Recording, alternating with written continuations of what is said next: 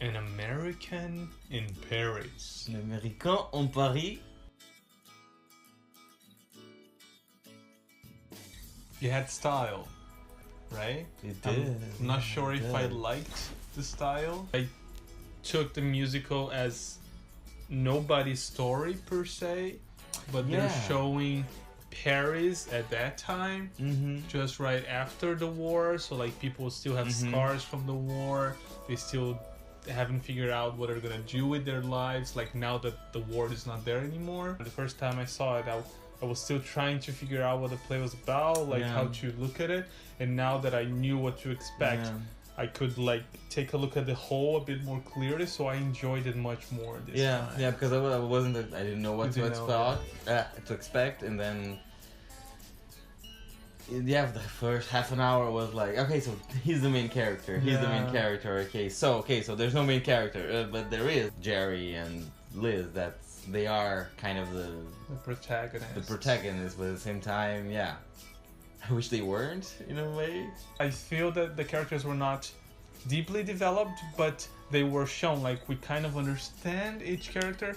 So if you read it from this perspective that I did, that is talking about like that period of time, and then not about a specific character, then I think it's more enjoyable. At least it was for me.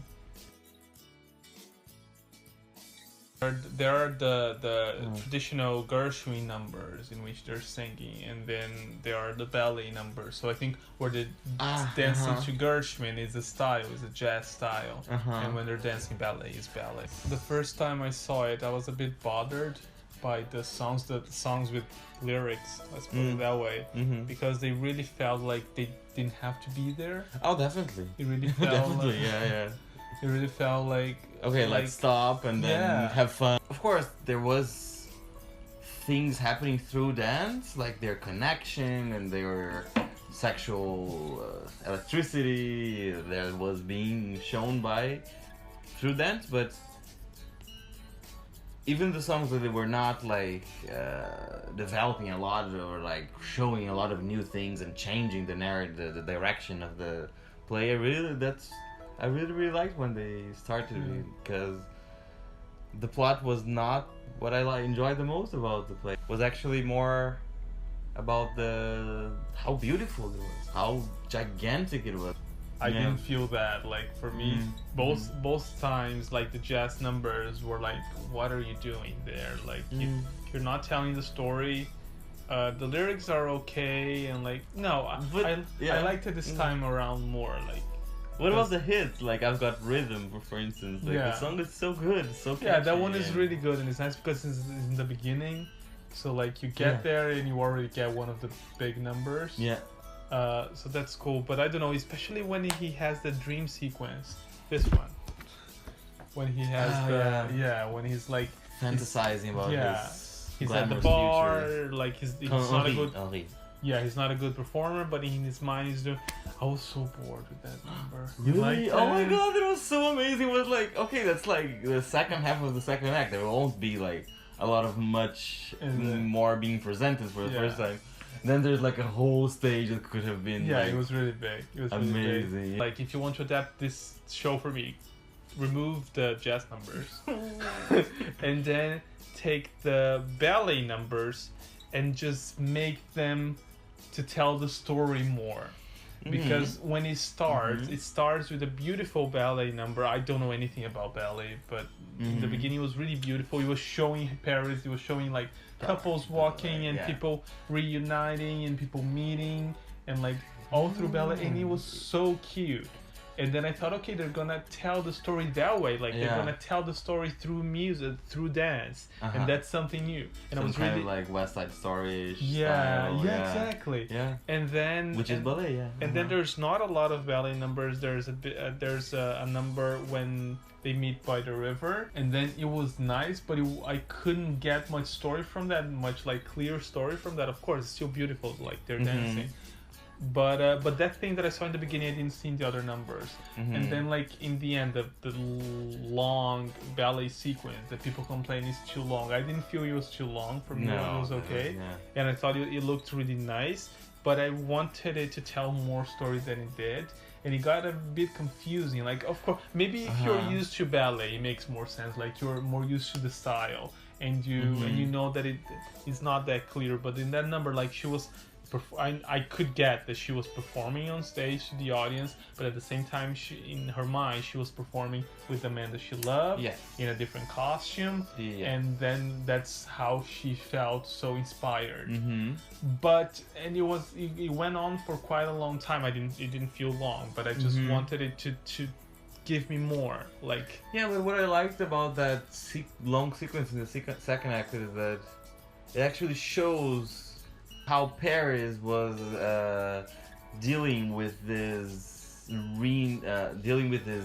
new influences, this new American influence of like post-war, a lot of funding, money being put into the country, a lot of new cultural styles flooding into the city, and the city needing to reinvent itself. So that was like the clash between the old traditional ballet style really cool. And the jazz, the jazz, and all this.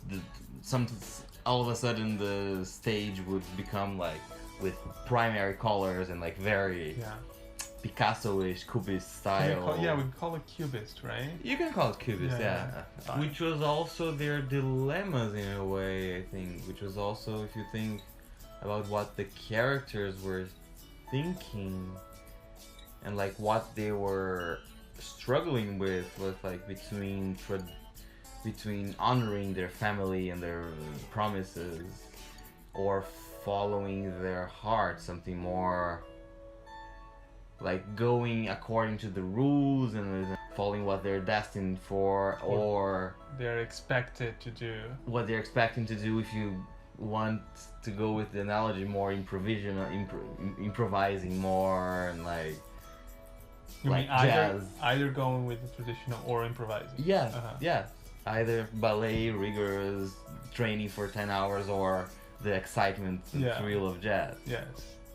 It's a musical that it's easy to see it as a shallow piece. Yes.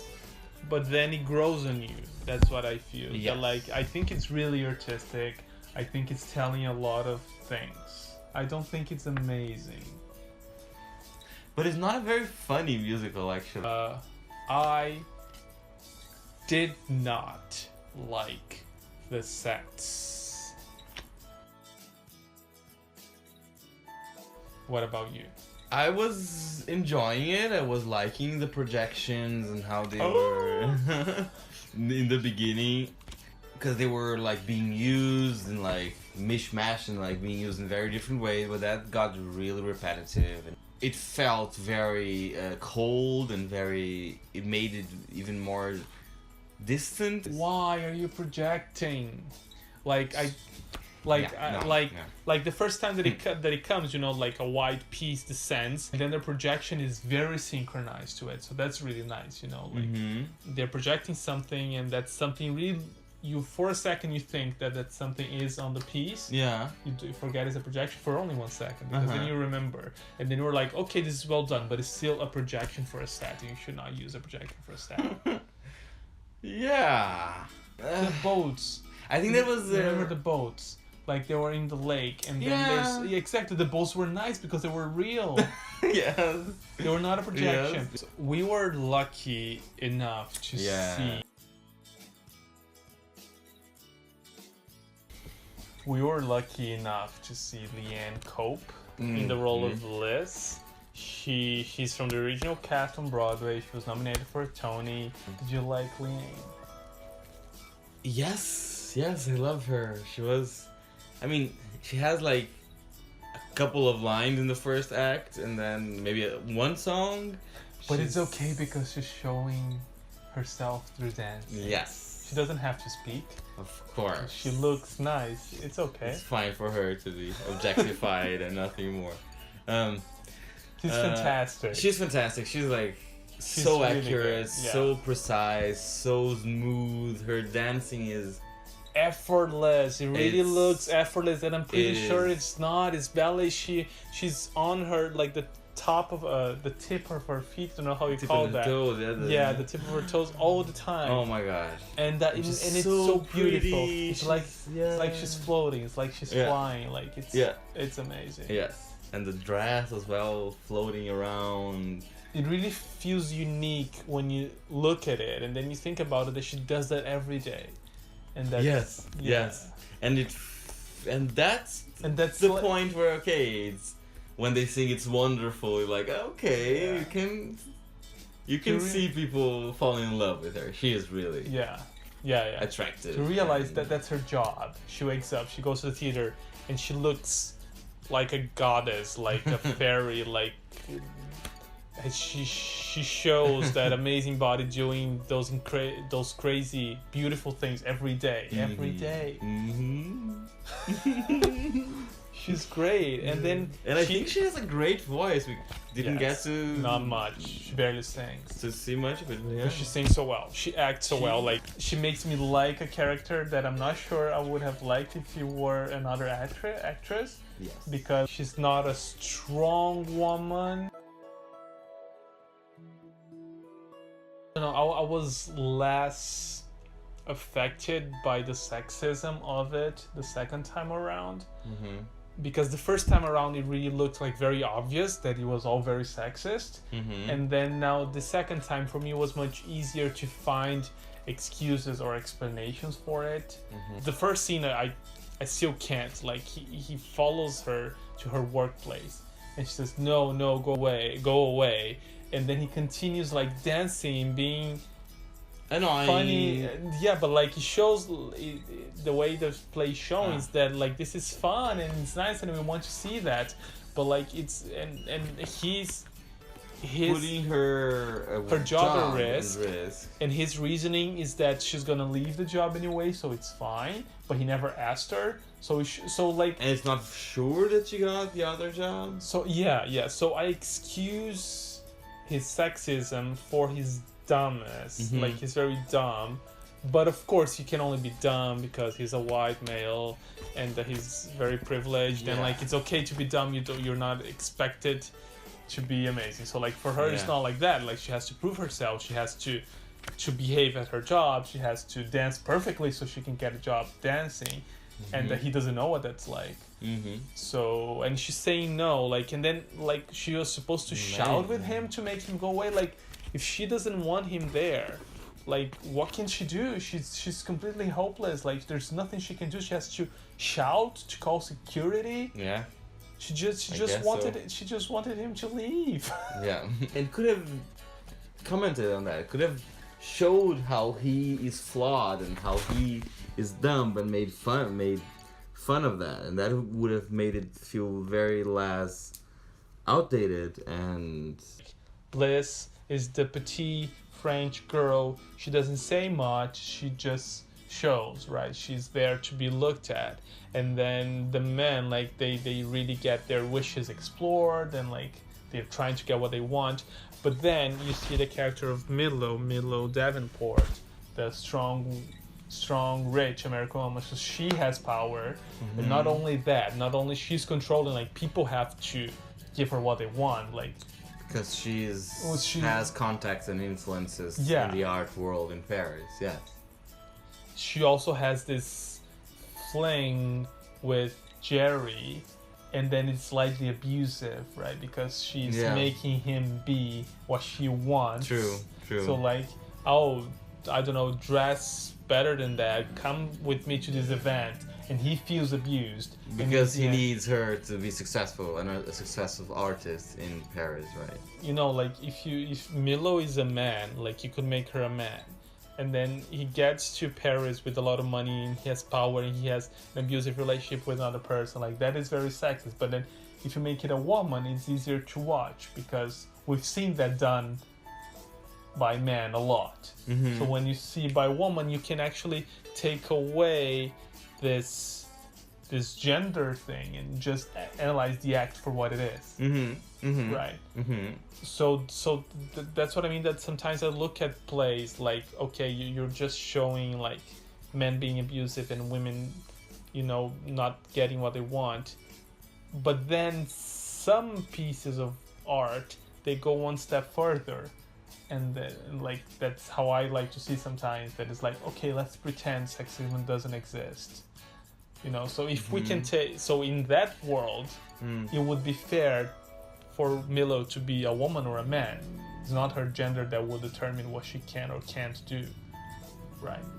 But we do not live in that world. So right now, we should put women in those roles, like at least in this transitional phase of like, yeah, but we're going very far into like what to do to make the world a better place. Yeah.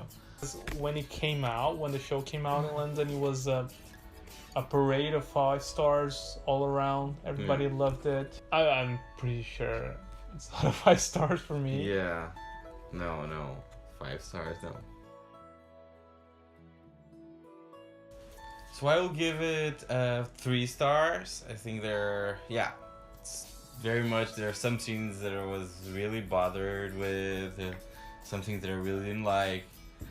Mainly the set, sometimes it got a bit repetitive and it felt a little bit cold, a little bit, I wanted some more handmade things and it to be a little bit cozier maybe. And of course, the whole sexism, I felt the play lost a lot. It felt dated.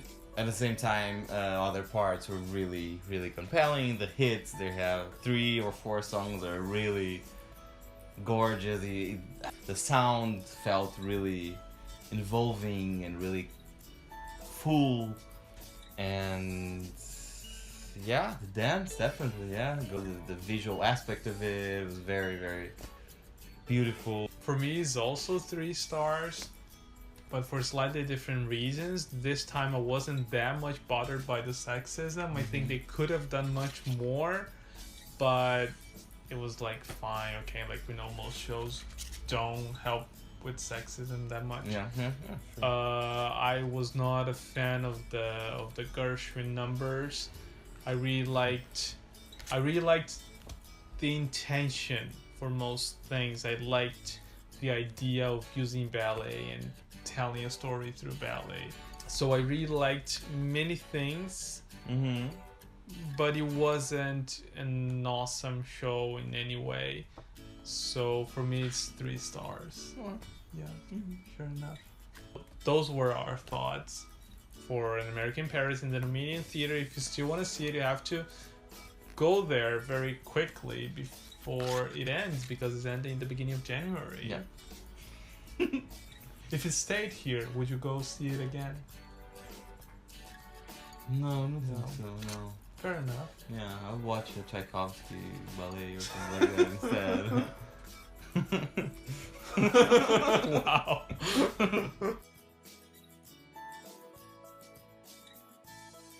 No.